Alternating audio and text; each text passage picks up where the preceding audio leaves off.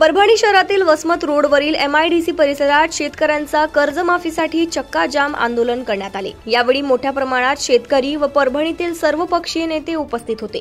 यावेळी सरकार विरोधात निषेध करत घोषणा देत परभणी वसमत महामार्गावर बसून आंदोलन केले। सोबतच कृषी मंत्री कोकाटे यांचा रम्मी खेळत असताना व्हिडिओ व्हायरल झाल्याने सर्व पक्षीय आंदोलकांनी चक्क रम्मी खेळत सरकारवर हल्लाबोल केला। शेवटी किमान 1 तास सुरू आंदोलन असल्यामुळे वाहतुकीची कोंडी झाल्याने परभणी पोलिसांनी आंदोलन करणाऱ्या सर्व पक्षीय नेत्यांना ताब्यात घेतले होते।